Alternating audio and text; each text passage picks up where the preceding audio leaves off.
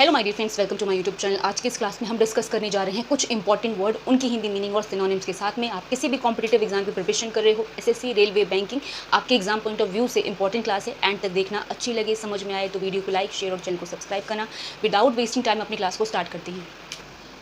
So my dear friends, आज की class का सबसे पहला वर्ड है वो है मर्सिनरी। मर्सिनरी वर्ड जो है वन वर्ड सब्स्टिट्यूशन का भी वर्ड है, जिसको हम वन वर्ड सब्स्टिट्यूशन की लैंग्वेज में बोलते हैं one who works for the sake of money, जिसका मतलब है वो व्यक्ति जो पैसे के लिए काम करे, यानी पैसे के लिए लोभी हो और पैसे के लिए ही काम करे, वो मर्सिनरी कहलाता है। और अगर मैं एज अ सिनोनिम इसकी बात करूं तो आप ग्रीडी, एवरिशियस या कह सकते हैं कैपेशियस, या तो आप कह सकते हो डिजायरस, ठीक है, जिसका मतलब लालची या लोभी होता है। जो पैसों के लिए काम करे वो मर्सिनरी कहलाता है, जिसको हम क्या कहते हैं, लोभी या तो लालची।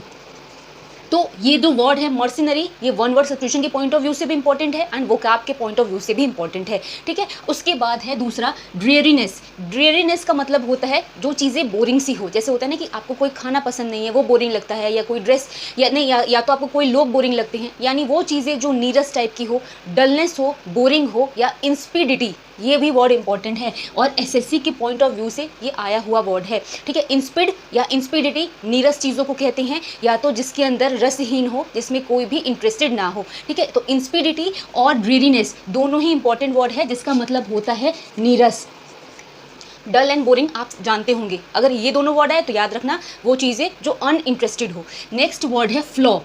फ्लॉ भी इंपॉर्टेंट है। आपने बोला होगा कि ये चीज़ें डिफेक्टेड है, यहाँ पर एरर है, ये मिस्टेक है, या यहाँ पर कोई फॉल्ट है, ये सब आप बोलते हो। तो फ्लॉ भी वही है जिसको हम त्रुटि, गलती या कहते हैं कोई भी चूक, ठीक है। तो फ्लॉ का मतलब होता है डिफेक्ट, फॉल्ट, कोई भी मिस्टेक, कोई भी एरर, जिसको हम क्या कहते हैं, कोई चूक कहते हैं या तो गलती कहते हैं। तो आप हमेशा याद रखना फ्लॉ का मतलब गलती या चूक होता है, ठीक है। नेक्स्ट है ग्रोटेस्क। ग्रोटेस्क इसका प्रोनाउंसिएशन है। जब आप वोकैब याद करते हैं, कोई वर्ड याद करते हैं, तो उसका करेक्ट प्रोनाउंसिएशन भी आपको आना चाहिए, क्योंकि प्रोनाउंसिएशन में अगर आप मिस्टेक करते हैं तो कभी कभी उस वर्ड का मीनिंग ही चेंज हो जाता है। तो जब भी वोकैब याद करें तो प्रोनाउंसिएशन भी उस वर्ड का सही से बोले, उच्चारण करना भी सही बोले और मीनिंग भी आपको सही पता होना चाहिए। तो ये जो वर्ड है इसको ग्रोटेस्क कहते हैं, जिसका मतलब ओल्ड, अगली, डिफॉर्म्ड होता है, यानी किसी भी चीज़ का डिस्टॉर्टेड वर्जन, या जिसको हम बोलते हैं विकृत या कुरूप रूप, ठीक है। जिसका मतलब होता है ना कि बहुत भद्दा, कुरूप, अजीबो गरीब, हम कहते हैं ग्रोटेस्क, ठीक है। तो डिफॉर्म्ड, डिस्टॉर्टेड ये भी हम बोल सकते हैं,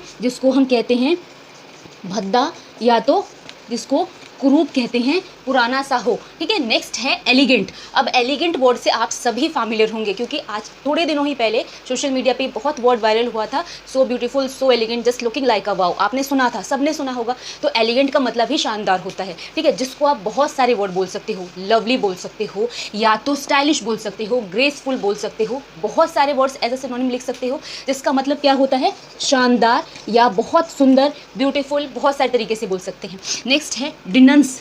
डिनंस का मतलब होता है जिसको हम किसी की भी आलोचना कहते हैं, जिसको हम क्रिटिसाइज़ करना कहते हैं। बोलते हैं ना कि क्रिटिसाइज़ कर रहा है कोई, आपको करे या आप किसी को करो, किसी की निंदा, किसी की बुराई, किसी की आलोचना क्रिटिसाइज़ कहलाता है, जिसको हम कंडेम करना भी कहते हैं, ठीक है। तो कंडेम वर्ड भी इंपॉर्टेंट है एंड डिनंस भी इंपॉर्टेंट है, क्योंकि क्रिटिसाइज सभी समझते हैं, क्रिटिक, क्रिटिसाइज कॉमन वर्ड है, लेकिन इसका मतलब क्या होता है, आलोचना करना। उसके बाद है एम्बेलिश।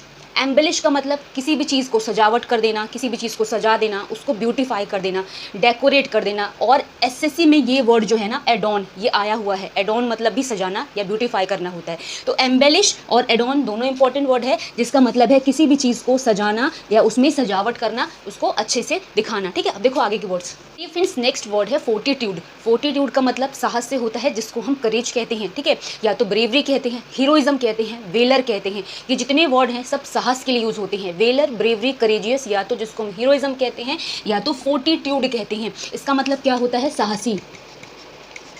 नेक्स्ट वर्ड जो है वो है गिग्नेटिक। गिग्नेटिक रिपीटेड वर्ड है प्रीवियस ईयर में, जिसका मतलब बहुत बड़ा कहते हैं, जिसको हम सिंपल भाषा में बिग तो कह देते हैं, ह्यूज कह देते हैं, गिग्नेटिक कहते हैं, कोलोजल कहते हैं, ठीक है, या जाइंट कहते हैं, यानी बहुत बड़ा, या जिसको विशाल कहते हैं, वो क्या होता है, गिग्नेटिक का मतलब, ठीक है, विशाल या बहुत बड़ा।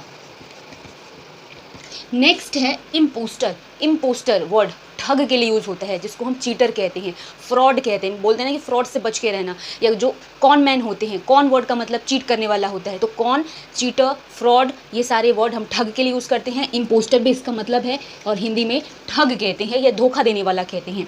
एसिडियस, नेक्स्ट वर्ड, एसिडियस का मतलब मेहनती है, जिसको हम आम भाषा में कहते हैं हार्ड वर्किंग पर्सन या हार्ड वर्किंग पर्सनैलिटी, जिसको हम इंडस्ट्रियस कहते हैं, लेबोरियस कहते हैं, डिलीजेंट कहते हैं। ठीक है, क्या होता है इसका मतलब, मेहनती को बोलते हैं। नेक्स्ट है न्यूक्टियल। न्यूक्टियल वर्ड हम इसलिए यूज़ करते हैं जब हमें विवाह या शादी की बात करनी है। ये मैरिज से रिलेटेड वर्ड है या वेडिंग से रिलेटेड वर्ड है। न्यूक्टियल जो है वो विवाह संबंधी वर्ड है। नेक्स्ट है ऑनरस। ऑनरस का मतलब भारी कहते हैं, जो चीज़ें वजन वाली हो, हैवी हो, वेटी हो, पॉन्डरस हो, तो ऑनरस वर्ड का मतलब ही होता है, मतलब भारी चीज़ों को कहते हैं जिसके अंदर वेट हो। नेक्स्ट है पेरिनियल।